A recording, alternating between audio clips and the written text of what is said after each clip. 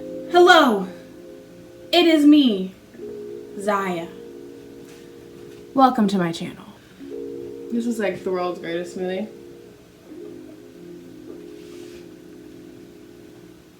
If you want a recipe, let me know because this is so good.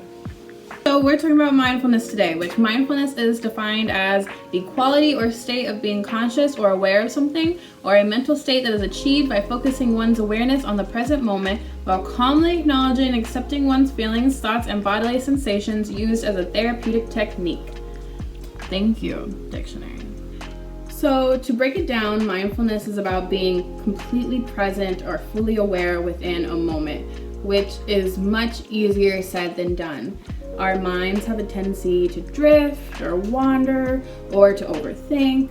And we also have a tendency to complete tasks without truly thinking about them. If it's like something easy like paperwork, which is fine to do here and there, but it's also good to practice mindfulness because mindfulness helps to connect our minds to our bodies, as well as helping us to control the energy that we bring in and that we let out.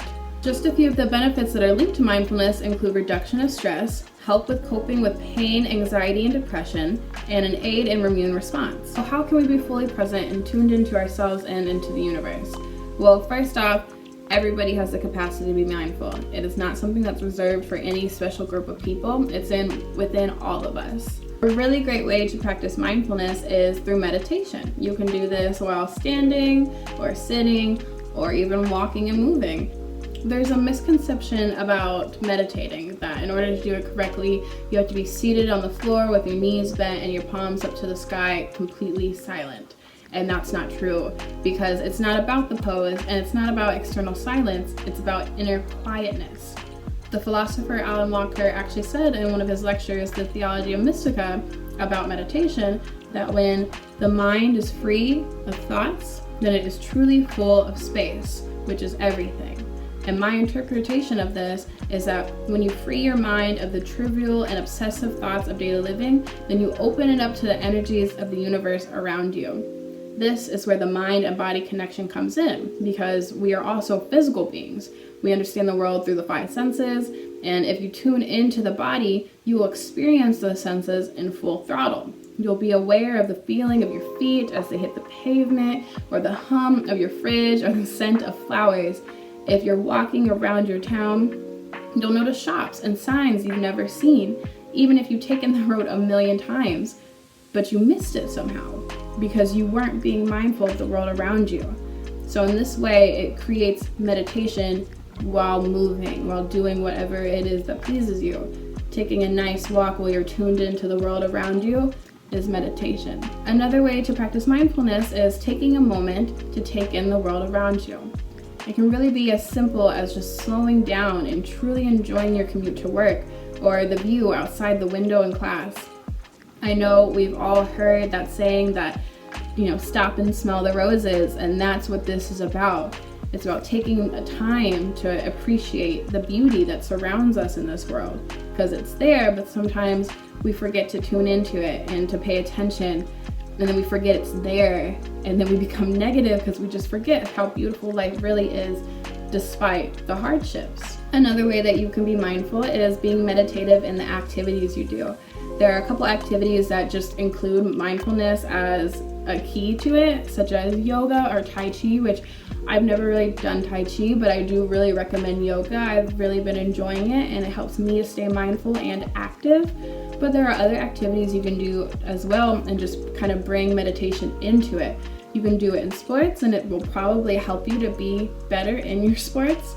Or you can do it in regular everyday activities such as cooking and gardening. I like to be really meditative while I'm gardening. I find that slowing down and really paying attention to my plants really calms me and helps me to figure out what's going on with them. So maybe I can catch an infestation early or something. This makes me think of is actually the other day my boyfriend and I were playing air hockey, and I was just kind of pushing the puck around whenever I saw it, but when I would slow down, take in the table in front of me and his position, how he was standing, and really truly be aware of the moment, when I would hit the puck, it would go in just like that, like magic. Some of my own personal tips that help me to be mindful that I think might help you as well is to set an alarm on your phone.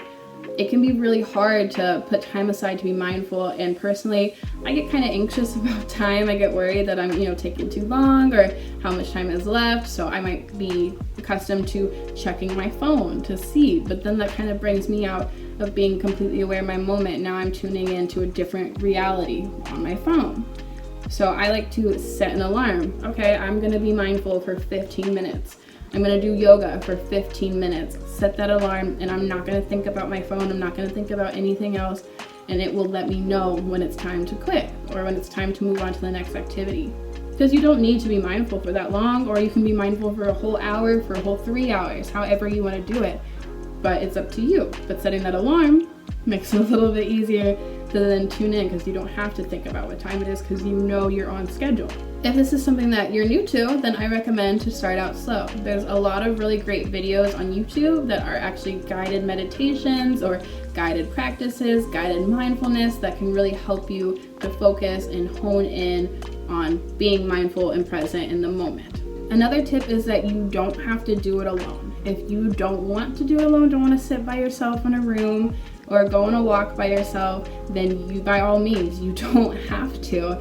In fact, doing this with somebody else will probably help to strengthen your guys' bond, because you're gonna share this beautiful moment together of just enjoying life and connect even closer.